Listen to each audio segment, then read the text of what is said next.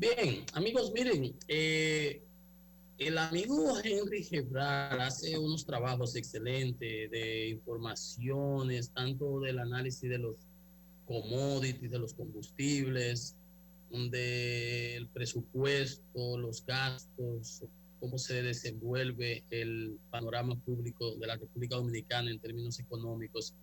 Y él acaba de hacer un documento, publicar un documento actualizado, porque es que todo esto va cambiando día a día, sobre la deuda pública de la República Dominicana y señala, ya lo hemos sabido, ¿no? Que debido a la caída del Producto Interno Bruto el año pasado, al incremento de los gastos para poder cumplir con los apoyos a los sectores más vulnerables y necesitados, pues el déficit público se ensanchó. Y para poder enfrentar esos compromisos, correcto, ante una caída de los ingresos y un incremento de los gastos, pues la pasada administración, esta administración del presidente Luis Abinader, tuvo necesariamente que apelar al endeudamiento externo para poder dar respuesta a esos retos. Por consiguiente, la deuda del sector público no financiero pasó en el mes de marzo de 47.395 millones, o sea, un 60% del Producto Interno Bruto en marzo del 20, 47.395 millones pasó a 58.873 millones. O sea, pasó a un 74.8, casi un 75% del Producto Interno Bruto de la República Dominicana. ¿Me entienden? O sea, la deuda pública del sector público no financiero. Entonces, el servicio de la deuda es el pago de los intereses y la amortización del capital, pasó a 1.182 millones, equivalente a un 37% de los ingresos que tiene el gobierno. O sea, imagínense, casi un 40% de los ingresos del Estado se tienen que sacar para pagar el servicio de los compromisos que tenemos. Solamente si fuera a verse nada más pago de intereses sin capital, estamos hablando de un 31%. Pasamos de 23 a 31. Ese es el impacto que ha tenido el tener que apelar a esos recursos externos, porque no lo disponemos, no lo tenemos nosotros. Entonces, no ha habido de otra. No solamente ha sido la República Dominicana. No ha sido la República Dominicana. No, en el mundo entero, prácticamente todo el mundo ha tenido que apelar al endeudamiento para poder capear este temporal, para poder enfrentar esta situación que ha sido generalizada. Porque en todos los países del mundo no hay país que no haya duplicado o incrementado de manera sustancial su relación deuda-producto interno bruto, porque a todos los países le sucedió lo mismo, se le cayó el producto. Por ejemplo, nosotros nos fuimos el año pasado, caímos 6,7% del Producto Interno Bruto. Entonces, si ahora vamos a repuntar, y eso es importante, tenemos un interanual de más de 10,6%. Entonces, posiblemente terminemos con un crecimiento económico a final de año de alrededor de 7,3%, según analiza el amigo Henry Gebral. Las proyecciones que ha habido del Fondo Monetario, del Banco Mundial, CEPAL, etcétera, el propio Banco Central, son de alrededor de 5,5, 6%. Si nos disparamos así a un 7,3, las perspectivas que hay son bastante halagüeñas, el turismo impactando. Entonces, yo pienso que sería muy beneficioso para el país. Por ejemplo, hay una proyección al alza en cuanto al Producto Interno Bruto, en términos de dólares, desde 11,6%. Dice el análisis que él hace de 78.829 millones en diciembre del 20, reciente pasado. De 78.000 vamos a pasar a 87.975 al cierre del 21. O sea, al cierre del mes del año pasado, ahora al principio de este año, el 20, comparado con cómo cerremos este año. Ustedes saben que hemos recibido, miren, las exportaciones crecieron de zona franca 31%, las remesas 3.500 millones en el trimestre, y así sucesivamente. Entonces, eso es muy importante porque de esa manera nosotros pudiéramos ir, pues, descontando de algún modo, de manera paulatina, la presión por un mayor crecimiento económico con relación a la deuda con el producto. Pero la realidad es que el sector público no financiero, tenemos un 74% de deuda actualmente. La deuda pública consolidada, 74,8% del producto, y la del sector público no financiero, 62%. 60,2% la del sector público no financiero, que no contiene la del Banco Central.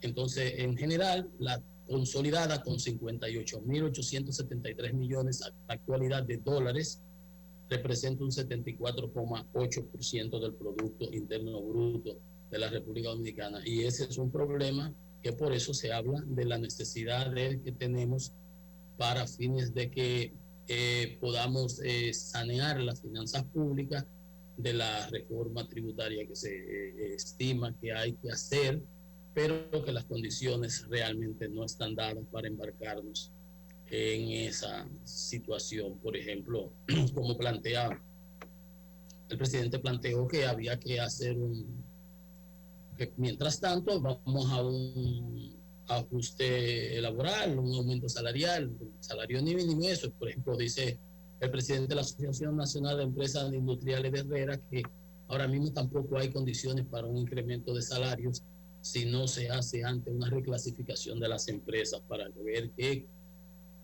cuáles empresas pueden subir qué proporción de salario. Dice él, porque más del 60% de las empresas quebrarían si eso se hiciera sin clasificarlo anterior, ex ante, previo a ello.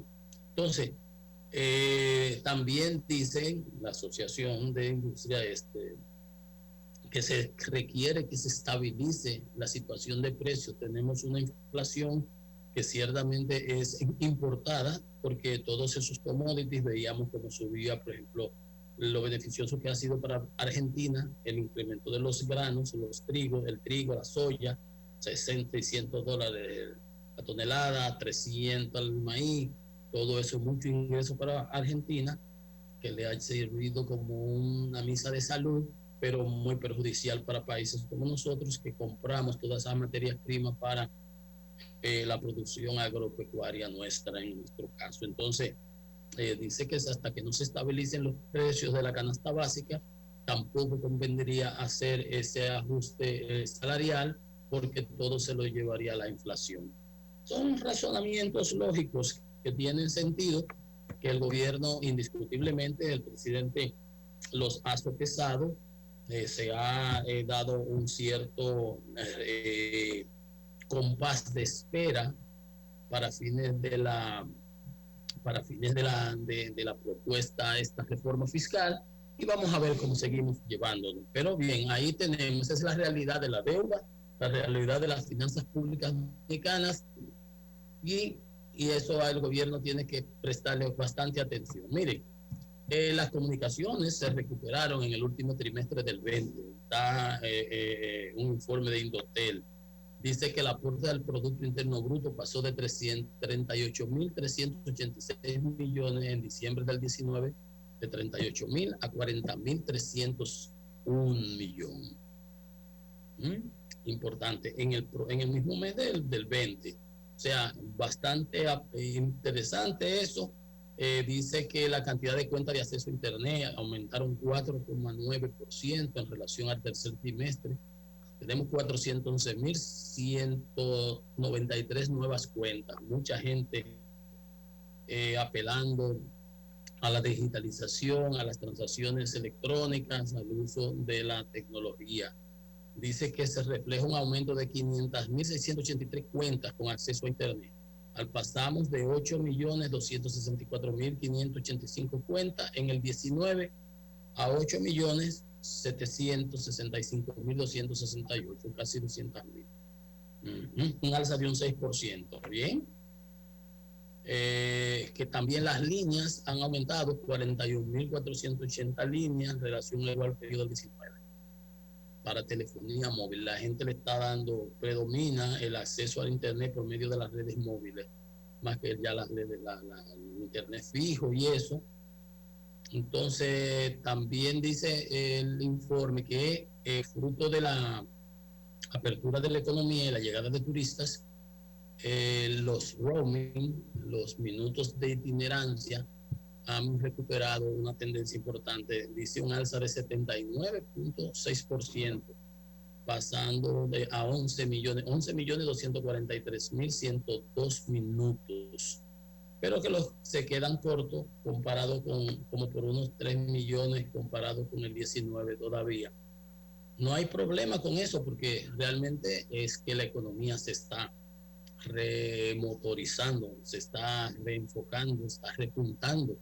Entonces, eso es importante y las telecomunicaciones son importantísimas, son un aporte tanto para la competitividad de la economía nacional como para el confort y y ahora el teletrabajo. El teletrabajo, aquí mismo, desde casa, por lo menos haciendo la tarea. Entonces, todo eso es importantísimo, todo eso hay que apoyarlo. Y en el marco de la semana de telecomunicaciones, Indotel convocó, ahora mismo tenía unas actividades con especialistas y eso, para discutir de la modernización de la ley de telecomunicaciones. Esa ley se aprobó en el año 98. Yo recuerdo cuando nosotros trabajamos con la ley eléctrica y se empezó el Banco Mundial y el BID. Y se aprobó en el 98 la ley 153 y se crearon las condiciones para la apertura y toda la llegada de inversiones y todo eso. Dice que actualmente se necesita una adecuación a la ley porque ya la ley se quedó obsoleta, no contempla los avances extraordinarios que ha vivido el sector y las innovaciones tecnológicas ocurridas en las 2 décadas. La verdad es que sí, la verdad es que ha habido muchos cambios, mucho desarrollo, mucho avance. Estamos hablando de 5G, señores, estamos hablando de todo. Entonces, dice que obviamente la tecnología de la comunicación juega un gran papel para cerrar la brecha digital y hacer esa igualdad que se requiere y hacer que el desarrollo económico lleve a todo el mundo, que el niño de por allá de las Cañitas pueda acceder como que de aquí de Serrayes y de Naco. Entonces, todo eso es importante. Bien, también los técnicos hablaban de la necesidad de que haya neutralidad de la red para fortalecer la tecnología digital y que el tratamiento de Internet sea igualitario para todos los usuarios, tanto como para un emprendedor dominicano que se decide hacer un proyecto, como para un gigante como Netflix o Amazon o lo que fuere. Entonces, yo creo que sí, eso es importante y no está de más porque ya hace tiempo y hay muchos cambios tecnológicos y no está de más que pueda ser reformulado, reenfocado ese tema. Pues bien, que se discuta, que se analice, que se avance, porque las leyes tienen que irse adecuando a los nuevos tiempos. No está de más el tema. Bien, amigos, hagamos una pequeña pausa adicional y volvemos en breve con más en Economía y Mercado. Hemos apoyado por 80 años la voluntad del talento dominicano, identificándonos con sus más importantes iniciativas, para que quienes nos representan siempre puedan mostrar lo mejor de nosotros.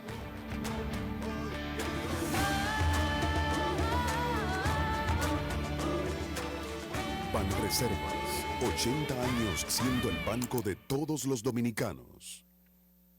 Hola, hoy voy a explicarte algunos derechos que te corresponden como usuario financiero.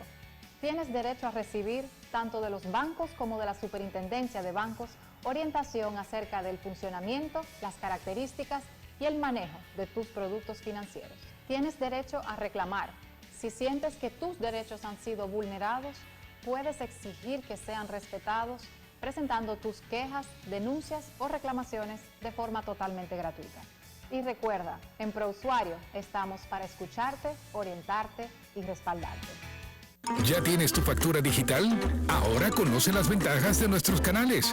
Notificaciones, consultas de pagos, facturas y balance vía WhatsApp. Registro organizado y archivo de tus facturas por correo electrónico. Consultas, pagos y descargas de tus facturas con proyección de consumo mensual por oficina virtual. Accesos, consultas, descarga de facturas y pagos con tarjetas de crédito. Monitoreo del consumo del hogar vía CEPEM App. Recibe tu factura por tu canal favorito. CEPEM, Consorcio Energético Punta Cana, Macao. CEP, Compañía de Electricidad de Valladolid y Activa.